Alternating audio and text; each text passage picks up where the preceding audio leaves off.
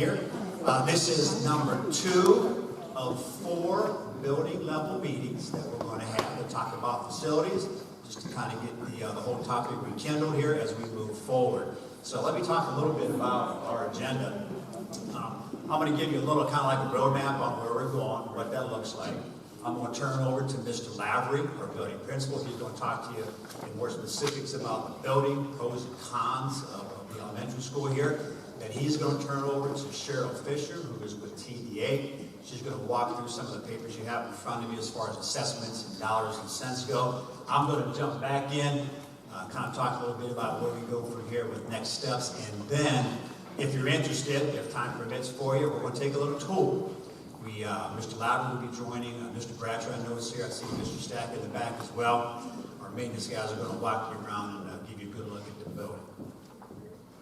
All right, so let me talk a little bit about the slide up here. So we are on the far left right now.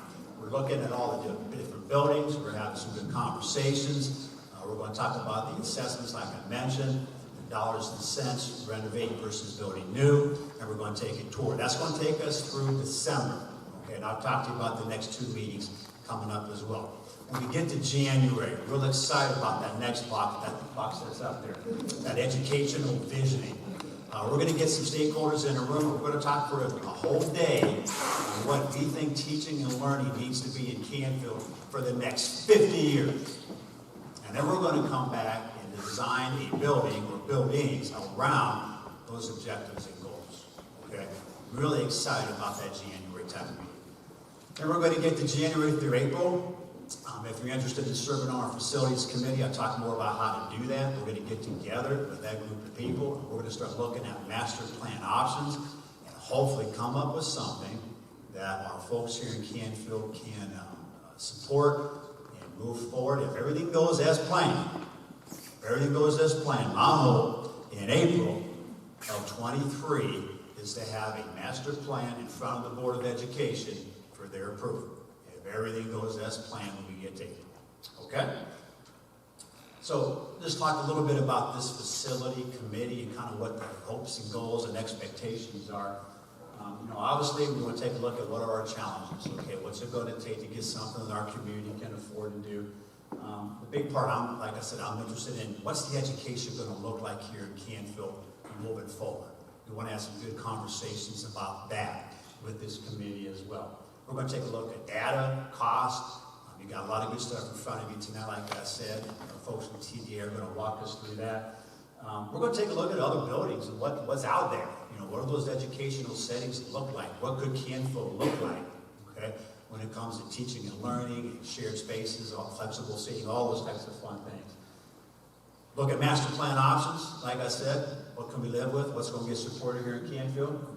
And then, hopefully, by that magic time in April, we have a master plan ready to go to the Board of Education moving forward. Okay? So, if you're interested, that sounds, hey, Mr. Amen. That sounds like me. I'm going to share with you a little bit later here in the presentation on how you can sign up and get involved in that. We'd love to have you. All right, Mr. Lavery, come on down here, sir. It's all yours.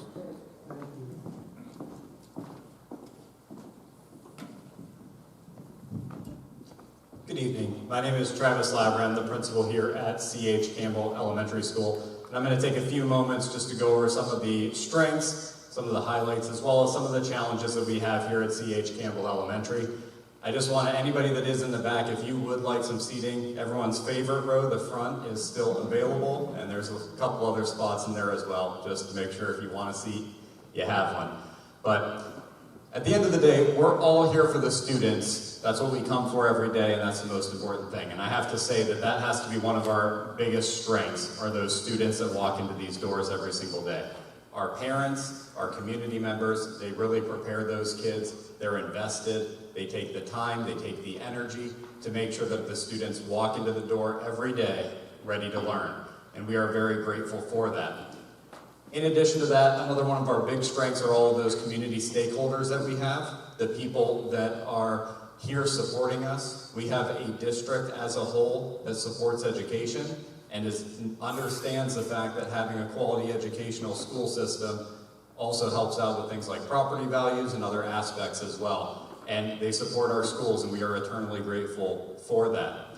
One of the other big highlights that we have here at CH Campbell is just the location itself. A lot of the community members really like having the community school setting, and we have that. That does create some challenges, which we'll touch on in a minute, but that is something that the community sees as a positive.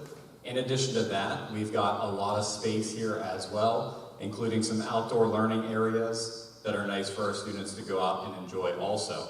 So that's definitely one of our big strengths. Building security is another thing that a lot of time and effort and energy has been put into to make sure that as our kids walk through the doors every day, they are safe and they are secure. What you will notice when you come in, right at the front door, we have systems that allow us to screen every individual before they enter the building. In addition to that, we have, once they get into the building, the Raptor system in place that does an instant background check on the families. In addition to that, we've got alarms that have been installed on the exit doors in case a child were to ever leave when they're not supposed to. We have safety locks that have been installed recently on every door that barricade those areas in case there was ever an issue and a need to do so, to go into a lockdown and have those secured. A lot of time and a lot of investment has been put into the security in the building, as well as professional development with our staff to prepare in case they ever needed it. So that is definitely one of our big highlights. Our classroom size at CH Campbell is also a very big positive. We have very large classrooms that are big enough to meet our students' needs, as well as we've got 4 nice concrete walls surrounding every one of those rooms as well that allows those to be very secure. So that's definitely a highlight here at CH Campbell as well. We'll talk about some of the possibilities of what new buildings and the learning opportunities that presents in a few moments, but the classrooms themselves are a large size. In addition to that, we have a STEM learning lab that was just put in place last year. A very big thank you to our PTA for helping sponsoring a lot of the funding for that project, as well as for the district, and we had some donors as well that put in money for that. But that STEM learning lab, we will be going in there in a few minutes. It provides our students with some hands-on learning opportunities that's going to prepare them for a lot of the jobs that they're going to be stepping into in the future, jobs that don't necessarily exist. We toured many facilities, not only in Ohio, but Pennsylvania as well, as we prepared to put those rooms in place and add that curriculum in for our students. And it provides some opportunities to them, for them to learn and grow in those science, technology, engineering, and mathematics fields that are going to be so critical to them getting jobs later on. And then finally, we talked briefly about the outdoor learning areas, but we do have an outdoor classroom in the woods adjacent to CH Campbell over here. A lot of energy has been put in there from some of our teachers and community volunteers, as well as parent volunteers that have come and put in a lot of hours to get those learning areas open. If you're ever here sometime and you want to walk through them, we have outdoor classrooms that are set up out there. We just had some picnic tables that were donated that have gone out there as well. So the most important thing to take from this is there are a lot of strengths to the current building that we have. However, it does provide a lot of challenges as well. And we're going to start with some of the biggest ones. One of the big ones is the foundation upon which the school has been built. This area, anybody that lives in this area knows that the soil here is heavily populated by water, and in addition to that, clay. And all of the houses that surround CH Campbell have had to have basements redone, have had to have them ripped out where the cinder block walls were pushing in. CH Campbell itself, back in 1999 when we had a renovation, had to have a lot of the classrooms extended, where they added about 3 feet onto every one of our classrooms. And you'll be able to see that as we walk through, but that was done in an effort to re-level the building and get it back to square. So that's one of the steps that was put in place. Even with that renovation back in 1999, we still have floors that pull apart. We still have cracks that are appearing, and you're going to see some of those pictures in just a few moments. That's one of the big challenges. In addition to that, being on a property that was previously a very marshy area, we get flooding in some of our utility tunnels. Those are the tunnels that have access for a lot of our natural gas, a lot of our electricity, those types of services that come into the building. Those flood occasionally every year, especially in the springtime when a lot of the heavy rains are coming in. One of the other biggest challenges is the window replacements that have been going on for quite a few years here at CH Campbell. We've had a lot of classrooms that, as we identify, we've had rooms where water is coming in from where the windows are, and that especially became a problem a handful of years ago, about 3 years ago, 4 years ago, and we had to do a major window replacement. We replaced the windows in 4 of our classrooms for over $60,000 for those 4. If you look at CH Campbell as we walk around, you're going to notice one of the best features of this building is that you have a lot of natural light coming in throughout the entire building. That replacement cost alone for all of those, which with the seals failing, with the frames needing replaced and needing fixed as well, you will see how the window replacement would be a very big endeavor and a very expensive one as well. The HVAC unit, in terms of heat in the building, we utilize boilers. Those boilers have been in place, I believe, for quite some time. They are reaching the end of their life expectancy, which just simply means that they're going to need more and more maintenance. We've had maintenance companies coming out regularly to take a look on those whenever there is an issue, and they resolve it, they fix it, and get the heat back up and running.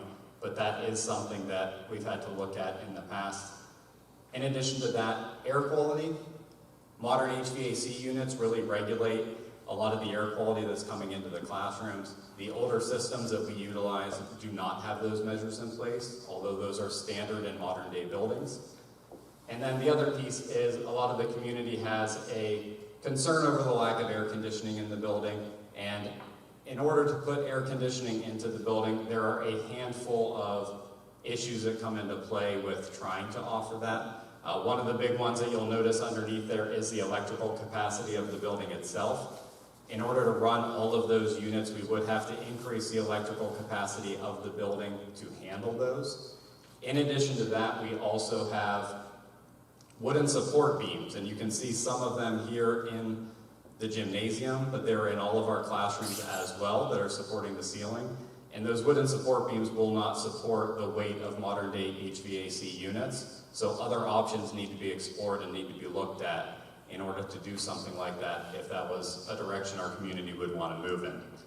Those wooden support beams, since we are in here and you can see them right now, the gymnasium itself had to have the wooden support beams reinforced with steel cabling that's running across. That is to keep it from collapsing in, and that was a renovation that was put in place years ago just as another measure to try and re-support that, because over time with age, the ceiling was starting to sag in.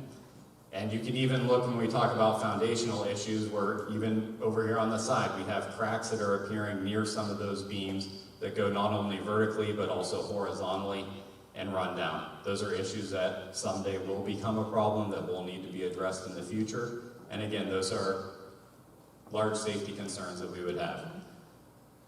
In addition to that, we've got a few other things that I wanted to touch on. One of the biggest challenges is just the functionality of the spaces that we have. We mentioned that we have very large classrooms. Some of the things that we do not have a lot of are collaborative spaces. Many modern day buildings have large areas where you can gather the students to learn collaboratively, not only in the classroom, but also outside of the classroom. And that's one big thing that I would like to see moving forward.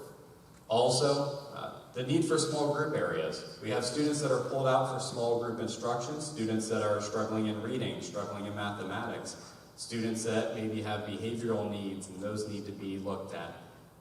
Those students, we need spaces for them to go to help get those services, and spaces that are going to be private and are going to not be in the hallways. We have some offices in the center hallway over here that we're going to take a look at, but we don't have enough of them. Many of them are booked with multiple people going in there to work with the students, things like occupational therapy, speech therapy, our psychologists. Those offices and having more of them would allow for a lot more student privacy when it comes to receiving those services and having those services be in a setting that's private, appropriate, and could help assist those students. As it is now, most of the time, like I said, we're sharing offices or we're utilizing other spaces throughout the building that isn't necessarily a home base where they could go to receive those. One of the other things that you'll see with a lot of modern day buildings is the restroom functionality. And modern day restrooms for an elementary school have two different areas for the men's room and the women's room. But then in that center area, all of the hand washing stations are located outside in the hallway area where the teacher can supervise those. That's one of the modern day improvements that have been made to help allow for better supervision by the teaching staff and make sure that the kids are not only behaving, but also washing their hands at the end to make sure that they're being healthy. And the last few things that I'm going to talk about, sidewalks, obviously, if you walk down those sidewalks, a lot of those need to be replaced. In some places, those are heaving, and those are going to need to be improved upon, and that's something that we chip away at as it's necessary. Also with parking, there is not enough parking when we have major events to handle those in this setting. A lot of times we are spilling all the way down the various roads. Sometimes Grandparents' Day is going to be coming up in about a week, or 2 weeks. And when Grandparents' Day comes, we will have grandparents parking all the way down almost to St. Michael's Church, trying to make their way up due to the lack of parking and the lack of space that's there.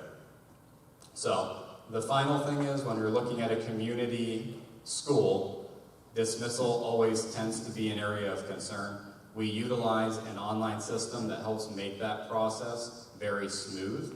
But when it comes to a lot of the parents that are picking up their children, the bus traffic that's coming in, that does create a situation where many of the roads are blocked for a small period of time as all of those cars are coming in to pick up their kids. The entire process takes about 20 minutes once it starts, but a lot of the parents are starting to line up an hour, hour and a half early sometimes to get their kids quickly and get out. So that's another challenge with the community schools for a lot of our neighbors. And without existing sidewalks leading up to C.H. Campbell in this area, that also makes walking a safety concern for a lot of our families also. So those are some of the challenges that we have. We have a few pictures that are here that can show you some of the things that were being discussed. The top one is just a typical classroom, and we will be traveling around and taking a look at a few of those during our building tour later on. The cracks that are appearing in the tiles from the foundational issues that we have. The other picture is the bus loop. Modern day dismissal for buildings have an area where buses can pull in and stage themselves. So when the elementary kids step out, they know exactly where their bus is every single day. We do not have that here at C.H. Campbell. Our buses come in at a random order. We put numbers up for the kids, and then we have to have them go on a hunt to find their bus every single day. It's the most efficient method that we can get with our current circumstances, but definitely not ideal. And new windows, that's one of the pictures of what the new windows look like, and I am going to be taking us down to look at some of those classrooms that have had newer windows installed. Those newer windows that were put in, safety was also something that was looked at with those. So if we ever did need to evacuate, the bottom windows can open up all the way, and they are large enough that it is easy to get the kids or the teacher out. If you look at the rest of our classrooms throughout the building, those are significantly smaller, which would mean if you wanted to get out, it would involve breaking a window and having to step out that way.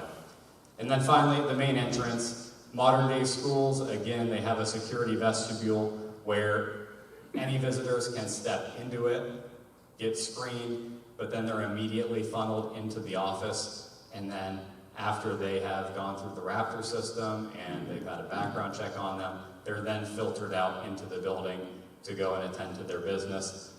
This is what our main entrance looks like, and as you can see, once they walk in through those doors, they have access to the building if they do not report directly to the office. And that's something that we just have to constantly monitor and make sure that every visitor that walks in does take those steps immediately into the office. And if they do not, we run after them and have to go find them.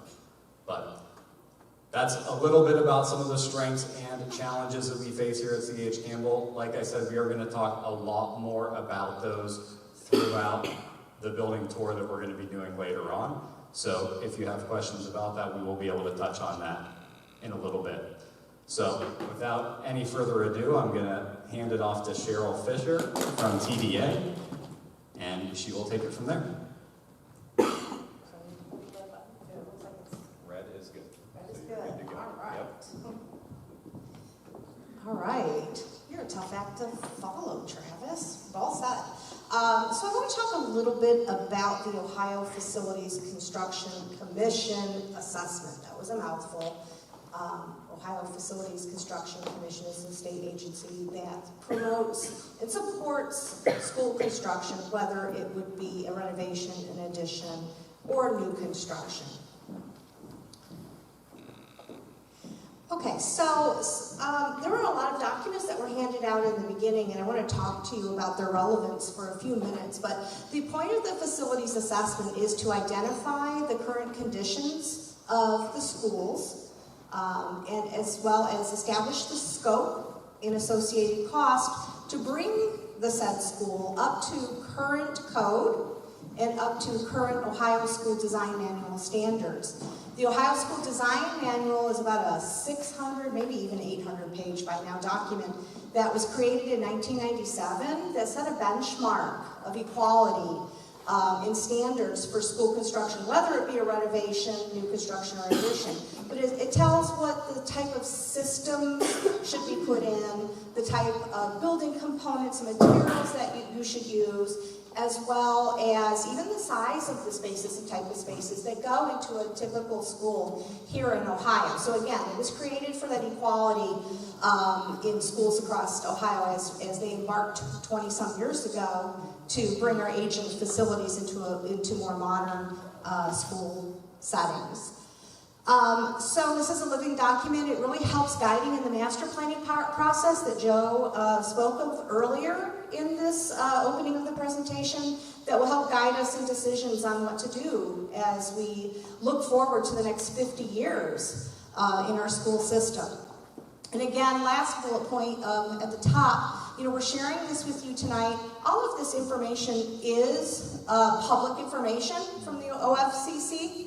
You can reach out to them. It's available to anyone who wants to see it, but we want to be 100% transparent with the community about what the findings were of that, and so you're educated and up to date with those findings. As we walk through these assessment findings tonight, again, I want to stress the basis of analysis, again, is the Ohio School Design Manual standards that I just talked about, Ohio Building Code and ADA regulations, that stands for American Disabilities Act, and all of the costs are derived from a set of cost guidelines that was handed out in the beginning as well, that the OFCC created as a standard for renovation work. So any work that's outlined in the facilities assessment report has a set cost that's updated annually, and that gets plugged into the assessment. So I'm going to talk a few minutes about this assessment. It's a 50-page document. It's pretty extensive. It's very challenging to navigate through the OFCC assessment reports. So tonight I just want to give you a high-level summary, which actually Travis really spoke to already of some of the challenges that were in this report. But to help you navigate through this report, I want to let you know that it's kind of categorized in 23 categories. We call them the A through W items. It's not very creative. I was trying to think of a nice way to say that. But they assign a letter to every checkpoint. So it's 23 items, A through W. But it does encompass and capture every building component as well as site component within a school building facility. So you can see A, the first category is HVAC, F is windows, and even P in the middle to the right, site. But every building component is captured within these 23 categories. To just give you a snapshot of the cost associated to those 23 items, we put together this chart. It also can be found on page 7 of the document that is in front of you. The further pages actually separate it by addition costs, but the page 7 is the building as a whole. So you can see on the very left-hand side, over here, those A through W items. And as you move over into the red column is the sum for each category, the sum for the scope of work that is outlined in each category. So for instance, and I know it's very hard to read, but you should have a handout, which is probably even harder to read, but if you look at item A, heating system, in the red column there on the right, $3.5 million. If we go to F, windows, looks like it's a little over $1 million, and P, again, I'm just consistent with the last ones we pointed out, it looks like about $877 million. So collectively, you go to the bottom, soft costs, contingencies, fees, and so forth, project costs. Right now, we're sitting in 2022 at a cost of about $21.6 million for the renovation of the school. The other columns really are snapshot points in time since the first assessment was done and the cost associated at those points in time. So I'm going to go through this, try to go through this quickly on a high-level summary. Again, questions. We'll have a Q&A at the end. We welcome questions. And also during the tour, I will stay here for anybody who wants to go further in depth through this assessment and answer any questions that you may have. We want to start with the site. Again, Travis mentioned what a beautiful site. The site is about 14 acres, and we want to talk a little bit about the pros and the cons, the amenities and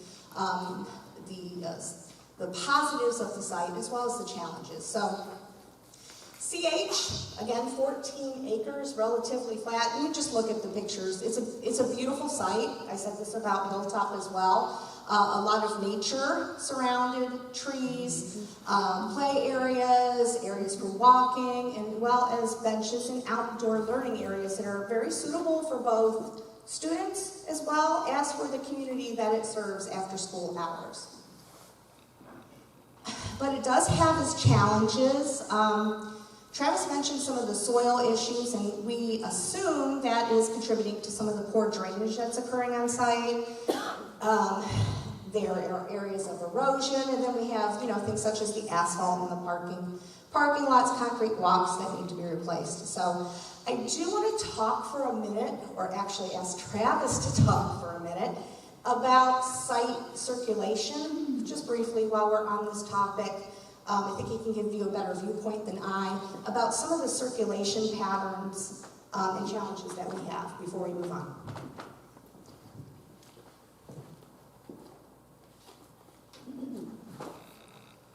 I don't know which one you want to use. Well, we'll use this one to start with, and then we'll go back. So this gives you an idea of some of the traffic patterns that we've established for CH Campbell to try and make it as safe as possible for not only the school buses, but also for the parents that are coming in to pick up also. So what you will see with the yellow arrows, that is going up and down Moreland Drive, and that is bus traffic if it is yellow. We try to keep as much bus traffic all coming in through that one area as possible.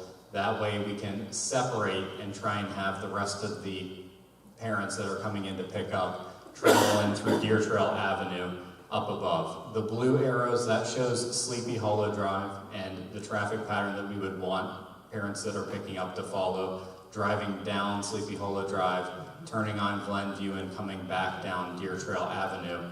When we do pick up at the end of the day, we have a online system called Pickup Patrol that our parents utilize to put in any changes that they may have for their students for when they're coming to get them or riding the bus. And we utilize that system to create a car line.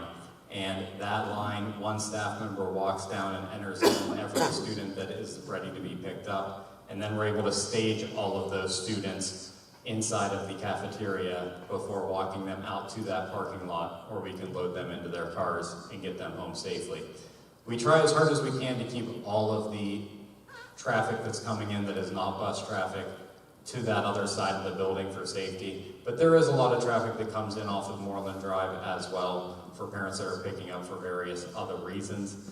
And the area that you see with all of the blue arrows going around where the parents are coming in to pick up their students. That's also where a lot of our students that are walkers that are going to be walking home are traveling down as well. The good news is we do have sidewalks on all of our school property that allows them to get off of school property, but once they hit Blueberry Hill Drive, those sidewalks end, and from that point on, there are no additional sidewalks leading to the school or away from the school except for Findlay. Findlay Drive does have some there, but none of the other neighboring roads have sidewalks that are there for those students that are walking.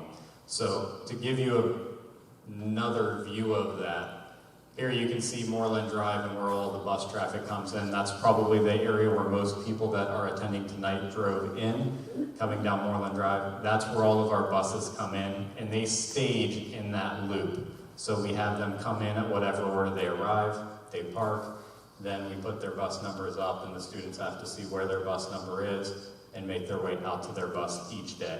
So most of the traffic is coming in through Moreland Drive with our buses, and some parents.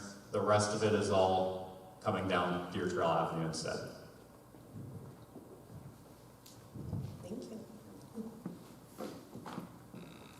Okay, so if you want more information on that, you can go to item P in that assessment report. No, actually, it is page 25, and that will give you more details about the site issues and the costs associated to correct everything that we just talked about. So I want to talk about some of the other categories. Obviously, we don't have time to go through all 50 pages, but I picked some of the key points and most expensive points to point out tonight for the most part. And if you've been to the other building meetings and intend on going to the next ones, you're going to see a repeating theme, which is totally common, what we would expect to see, and that's that the majority of the costs or the biggest ticket items are going to be in the building systems replacement. These are things that you don't see in front of you because they're behind the walls. So Travis talked a little bit about the HVAC system and the electrical system. So our boiler system here, the majority of the system, at least in the original building, is a boiler system, and that detours hot water into unit ventilators. And you can see that in the bottom right picture, and for those of us who are old enough, well, even these students know, but back in my day, these were our mitten dryers in the winter. When we came back from recess, we'd set them all on top and let them dry during the day before we went home. The problem with this system, it's not an efficient system in terms of energy efficiency. It's not an Ohio School Design Manual compliant system. OSDM is that abbreviation. It doesn't provide the air changes that are required by current code. So all that coupled together, even in its age, has resulted in the Ohio Facilities Commission recommending it be replaced. That alone has, I think, what was it, $3.5 million price tag out of that $21 million, so substantial. Again, electrical panels, there were some updates done in 1999 when the addition was put on. We still have challenges in the classrooms, having adequate electrical outlets. You know, we're in modern technology for plug-in multiple devices. And yes, the panels do have room for additional capacity, but they were found not to be able to support putting in a full AC system, which again is what the OSDM would recommend. So electrical you can find in item D in the report, and HVAC in item A. Windows, we talked a little bit about this. The windows, they're in Anderson, for the majority, are an Anderson vinyl window type. They're double pane, which is great. You know, those are supposed to be very energy efficient. However, these windows are in poor condition. The seals are failing, so you see fogging occurring. They are a source of air and water infiltration, thus a source of energy loss for the building. The picture, I duplicated the picture here on the bottom left that Travis showed, is a picture of windows that have just been replaced in those 5 classrooms. That's been extracted out of this report and still leaves $1 million price tag to replace the remaining windows, so somewhat substantial in the overall picture. Windows are a part of building envelope, and we talked about that. This is the other part. the walls and the roof. The walls are generally in good condition. We do have some areas that need tuck pointing. The middle picture depicts that if you look at the bottom, it's mortar deterioration, which allows water to get in and start deteriorating the brick. That's happened in some areas where you can see some spalling of the brick, but it's nothing really significantly substantial, which is a good thing. But the roof, it is approaching its end of life. It's a rubber roof system, we call it an EPDM system, and it is reaching its maximum life. So that alone, just the roof, is over $1 million. I think it's 1.4 for that replacement. Few more items, again, touching base on building systems. We talked about HVAC and electrical, but there are other systems, such as your fire alarm, your emergency egress lighting, and so forth. Those two, they're present, but they don't fully meet not only OSDM, but in many cases, such as the fire alarm and emergency egress lighting, don't meet current code requirements. Fire alarm system present would not support an existing fire suppression system, a sprinkler system, which would need to be put in as well. So those are some other additional layers to the things behind the walls that you don't see that are contributing to the renovation cost.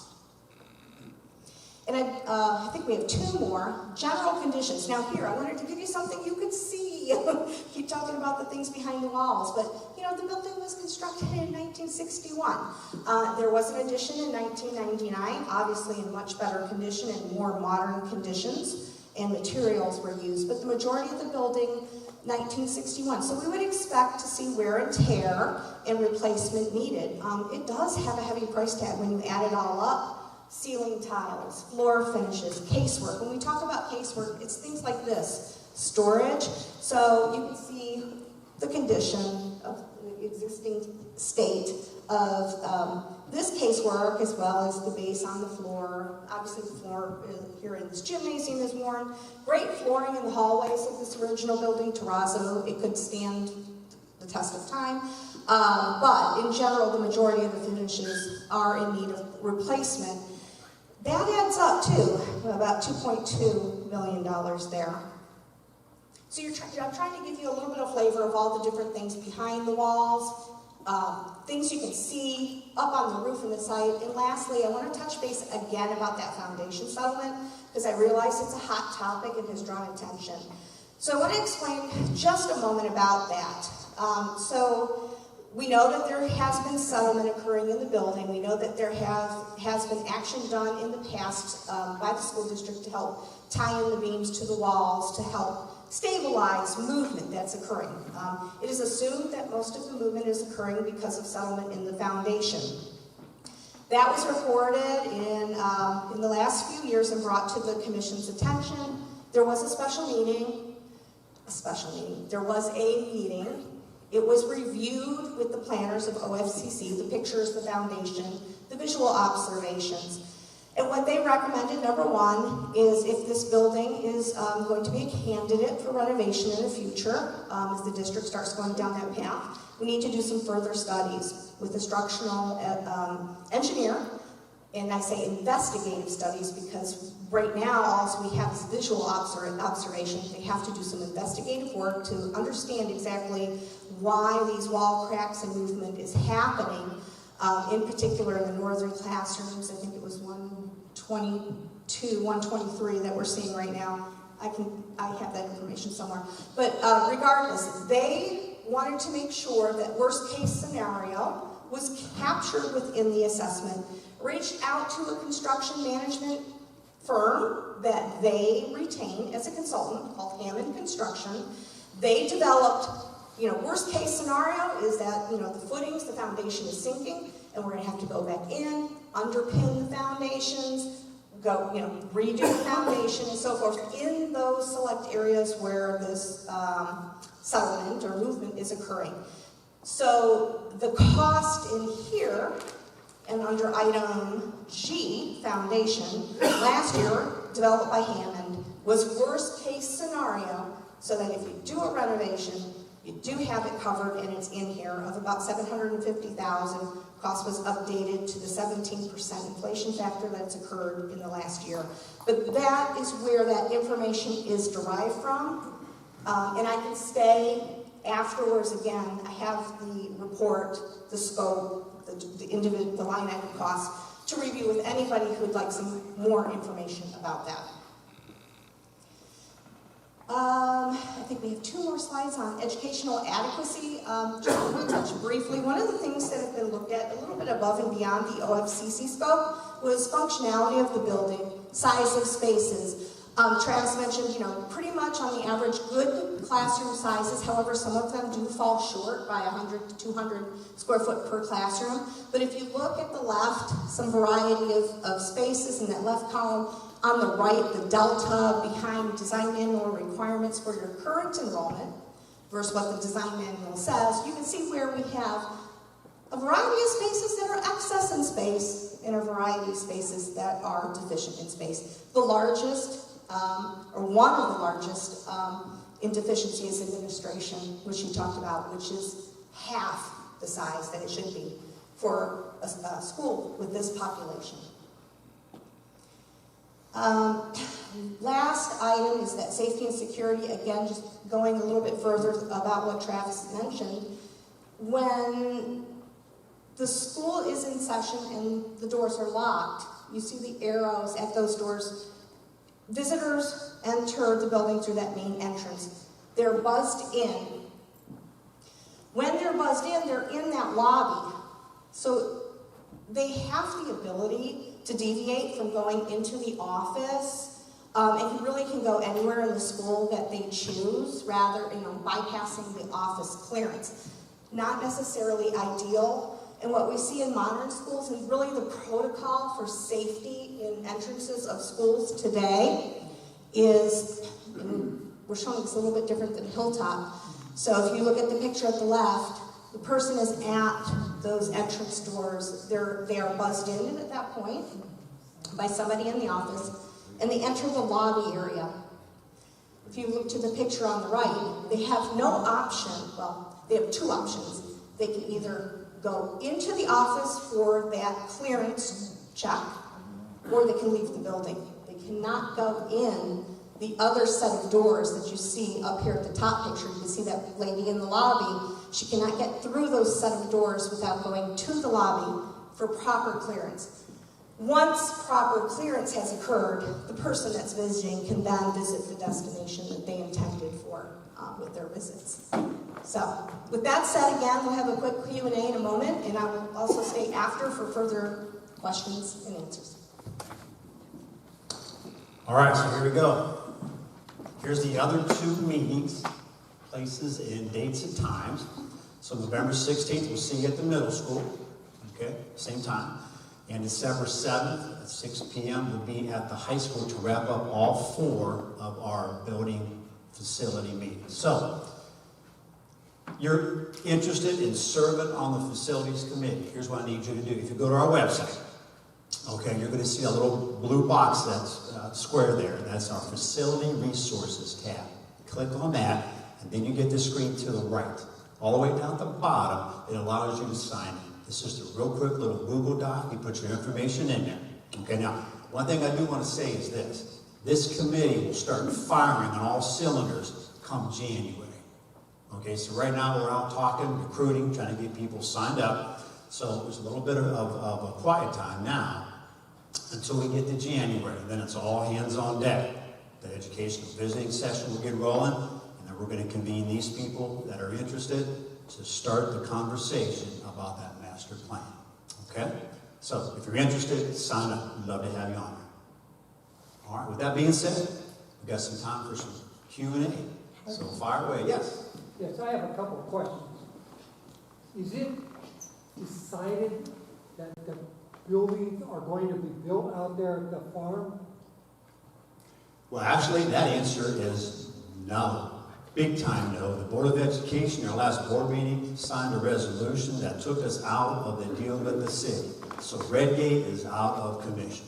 So there's options other than the farm to build, whether it be a community school inside the village or somewhere else? That answer is yes. I'm sorry. Yes. Okay, thank you. Another question. our congressman that represents Canfield, he has said a lot about education in his re-election campaign, if you will. Has anybody ever thought of asking him about supporting the school in the sense of paying more? Because from what I gather, I've lived in Canfield Township for 40 years. In that period of time, I've watched Canfield grow. I believe very strongly that Canfield's done a very fine job. My kids are very successful because of the teachers in Canfield. So I give them a lot of credit. What I'm looking at is that, right now, Canfield's going to get what percentage from the state? 16. Do you think by any hook or crook that Mr. Catrona could open the floodgates of this rainy day fund that we all hear about? Well, we actually talked last meeting, at a board meeting. He was there, he came up, we had a brief conversation. Opening the floodgates, I don't know about that, but he is definitely an advocate of Canfield and our schools, and he promised me that he would look into whatever options that are available to him. I don't know about the rainy day fund, to be honest with you, though. I don't. It would be worth it to look into that. There are billions of dollars. Billions, not millions, but billions. Okay? From the architect standpoint, does a one-story plan fit better or a two-story? Fit where? Wherever. You said this site right here, it's got 14 acres? It does. That's a pretty good chunk of land when you think about it. Now, when you say the clay has been in Canfield longer than dirt, okay? So we know that there are places that you could correct or possibly build in Canfield and not have that be an issue. Is that correct? I would assume that is correct. That was a fair statement. This site at 14 acres is properly sized for the amount of students in this building right now, because what we do is we look at how many students, and that translates to a building size, that translates into site amenities, and the way the typical standard or recommendation, and that's just that, a recommendation, is 10 base acres for an elementary school, plus 1 acre per 100 students that it houses. So 460 some students, we're looking at 14 to 15 acres, so that's great. When we move into the master planning phase with the committee, we will be looking and sharing data about every site and about what site in terms of square footages can house additional buildings, additions, new construction, and so forth. So that is a very key component in master planning, and we will be looking at that. Okay. Good question. Do you know how much was spent in 1999 on this building, On the renovation? on the renovation? I do not, but I can get that. Just, I don't either. just curious. Just a few million. What is a few mil back then is now tens of mils now too, right? Just Yeah, yeah. Well, we can find that for you. on this paper here, you showed 3 different estimates. Snapshots in time. Okay, you're showing almost a $5 million difference between a year ago to today. Yep. What caused that to go up So, such significantly? sure, that is a great question. So over time, I mentioned those cost guidelines that we pass that out. Every year the OFCC updates renovation costs. It also updates new construction costs. And what they found last year, when they really took a serious look at it and hired an international financial consultant to help them, is that the pace of the renovation cost was not kept up to date or realistic as to the pace of the new construction costs. So they had like they do an update every year, but the renovation cost last year was more dramatic probably close to 30-some% increase to reflect inflation, COVID, but also reflect the fact that it really wasn't, the costs were not holding up based to projects that were completed and had cost overages. Go ahead, I can tell you're dying to say something. Okay, so the numbers that we were given last year with regard to the building of the big complex out at the farm could conceivably be 30% No, higher? no. The renovation costs were the ones that were severely insufficient. The new construction costs have gone up in the last year due to COVID, inflation, market conditions, to an extraordinary rate of 17% for new construction. But the renovation costs were already, without all those factors, they were finding, you know what, they're not really up to date. So the renovation costs really needed to be augmented. So those increased about 30%. So now the balance between building new and renovating are more equal. Okay, understand that. So, but no, I think my voice carries a little bit. I was a school superintendent as Gotcha. well. So Okay. I understand what we're trying to do.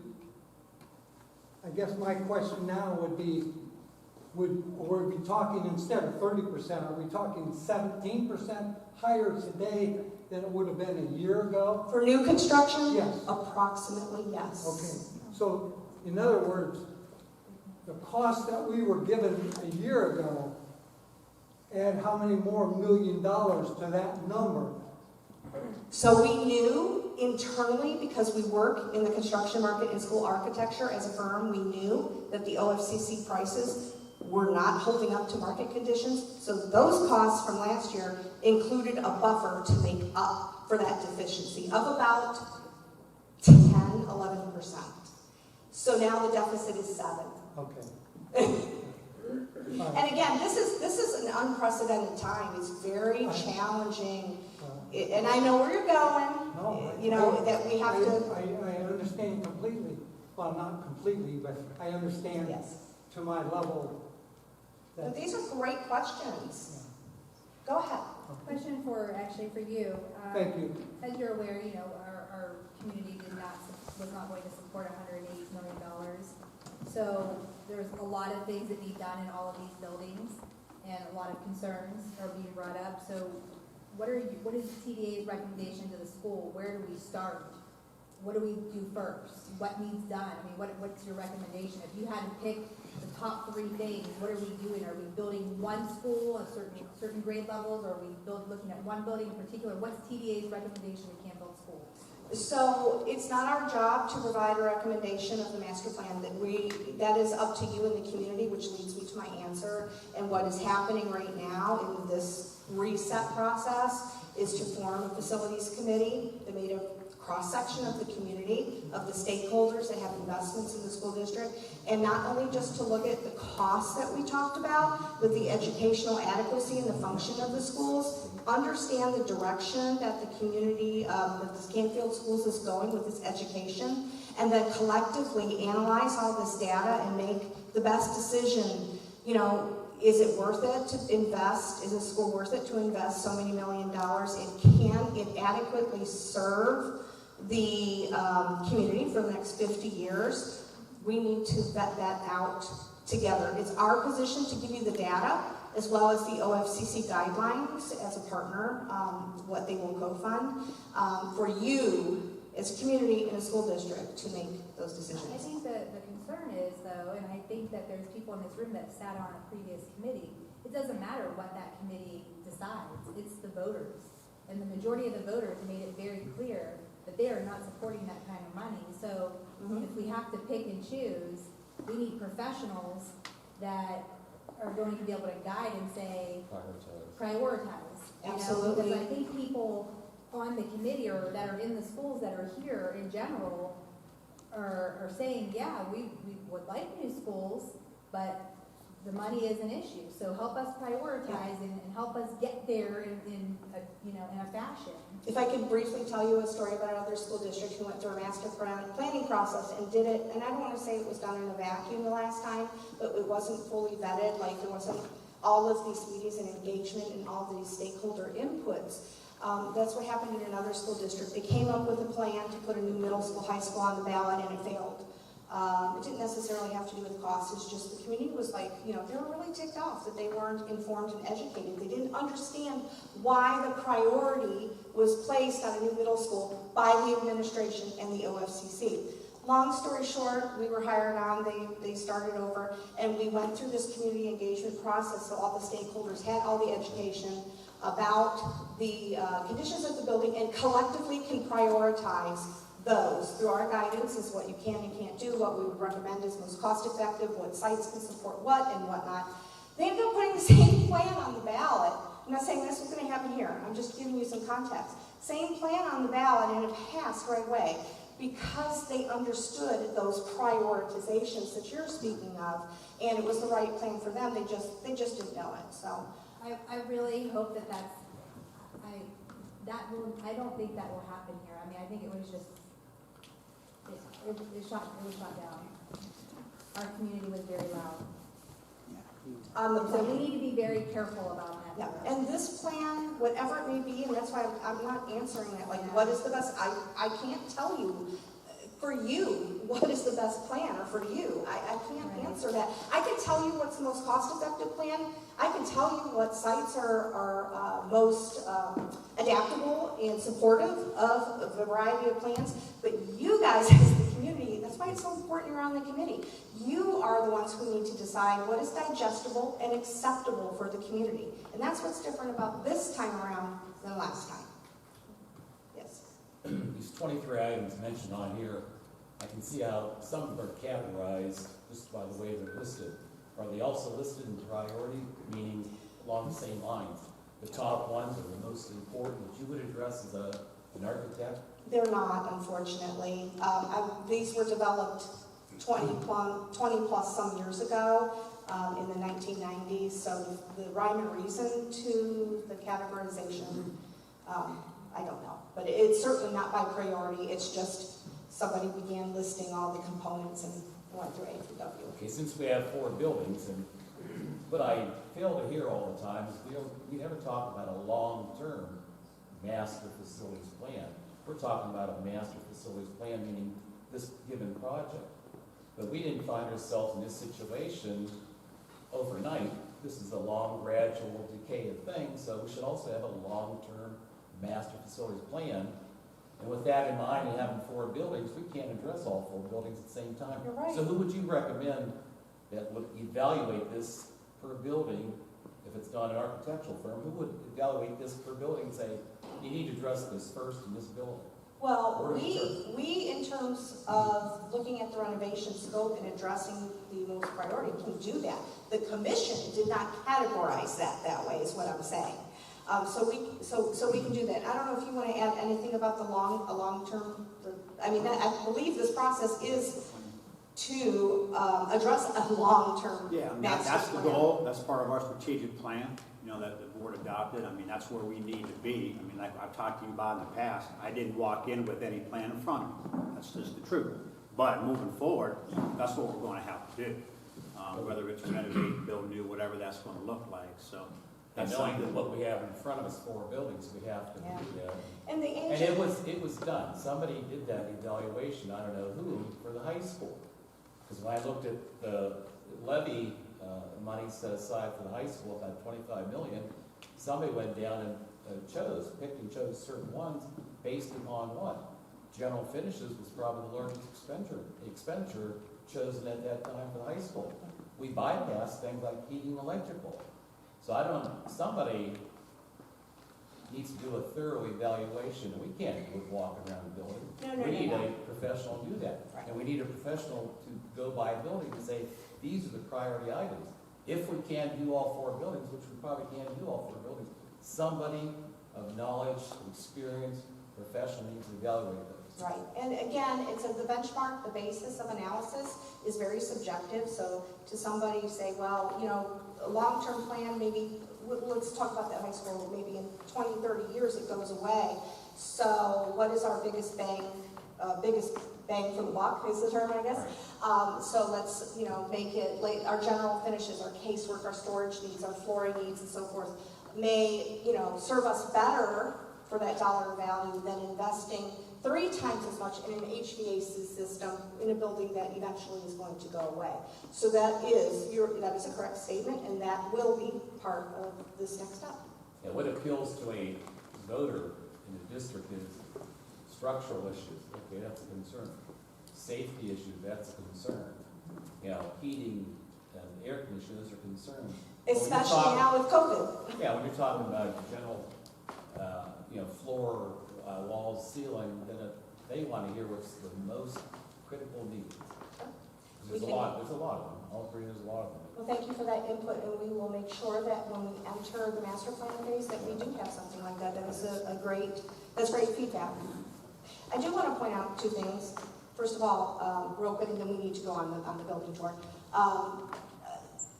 What we're seeing in these buildings is very typical that we see. I've done, like, I don't even know anymore, probably 600 building assessments in my 20-year career. And what we're seeing here is very common for buildings of this age. It's not a matter of neglect. Again, building systems, things behind the walls are very, very expensive to replace. Every district has a PI levy, a permanent improvement levy, that they have so much money that they can, taxpayer money that you voted on, to put into maintenance and repair of the buildings. So as buildings continue to age, you know, the cost for maintenance and repair gets higher and higher and higher, whereas that PI money, you know, relatively stays the same. So you get to this place where you're at a tipping point where, you know what, we can't address with 4 buildings and $600,000 or whatever our annual maintenance PI fund is a year, address all the needs in all of our buildings because they're getting older. And that's the whole point of this. It's not saying we're coming in here to replace all the buildings. We're trying to come up with that long-term master plan to serve the community, keep these buildings in service for the community for the long term. So I'm glad that you brought that up. Okay, last question. This is the new build cost. That is the renovation cost, which is the numbers that are inserted in that 50-page report. Is there a general, like, cost per square foot to build new? Yes, it is on the OFCC website, and we can add that, Emily, if you don't mind, to the website that Joe said, where you can get that. So we're in, if you can believe this, it depends on the age group, the number of students, and so forth, a lot of variables, but we're in the $400 per square foot range right now for new construction for schools in this region. Okay. So do the OSDM standards align with ODE standards? Like 36 square feet per child, is that the same in OSDM? I need to get back to you and answer that. I don't know. Okay. And then do we know how the square footage per child has changed in the last 50 years to be able to project that? So like right now the standard is 36 square feet. Do we know what it was when the school was built in 61? I don't even think there were any standards at that point in time. The Ohio Facilities Construction Commission came into existence in 1997. Okay. And before that, the Ohio Department of Education administered, but I don't believe there was any formal guideline. Okay, because I see it says like we want to build the OSDM is 900 square feet for a classroom size, but that's today. So if we're building for the next 50 years and the square footage increases to 45 square feet a child in 20 years, we're going to be in the same position we are now with crowded classrooms. The key to that is building with flexibility of spaces. That's how we're trying to address, because the evolution of education in the last 20 years has occurred at a greater acceleration rate than the last 100 years, as obviously you know. All right, thank you. So quick, I don't expect the answer, but if we could think about, I saw this stuff about the foundation, and that's what we hear on the news, right? So if we talk to the city, can the city really handle everything coming off this property, from water to sewage? And what's that difference? I think we need an answer to that before we can even think about renovations or even building on this site, right? So what is that capacity? What's out there? Can the city handle it in the new subdivision that way, because it can't handle it this way from View Trail. What's that capacity? Has anybody answered that question? We'd have to engage in talks with the city about that. And any site, first we have to deem, like, can it even accommodate a bigger school? If that answer is yes, and the committee says we want to further explore that, let's just say for this school, bigger school or whatnot, we would have to have talks with the city to understand their capacity. Limitations. Yeah, yep. Very quickly, do all of our schools have carbon monoxide detectors? Guys, do we have carbon monoxide detectors in the buildings? Head shaking, yes? Ceiling mount. So every single school has one. Does every single school have one? Well, that needs to be addressed, like, really, like now. Right, Or and we're gonna be on the news with Allentown and everybody else. Especially with the boiler systems failing. Exactly. They're not that expensive. The fire department will probably give them to you. I think Let's the talk problem about is you that, have to man. use certain Let's ones talk in about school. it. You can't just use the kind you buy at the store, right? What's that? I say you have to buy certain ones that use them in a school, but you can't just buy the ones at home. You Yeah, put them in I school. think, it has to I don't be- think we can go into Lowe's and Yeah, pick it one has to be a up. commercial UL type of. Yeah. Well, something's Installation. better I think it than gets nothing. tied to the fire system too. It's just not a standalone. Yeah, you have to use a Starts special being system, different. right? Okay, we're gonna stick around up here, so if you want to chat some more, let's go to welcome Mr. Lavery. If you want to take a little tour, guys, how about joining Mr. Lavery? You guys can exit right out that door. Thanks a lot for coming. We appreciate your time and I enjoy your tour.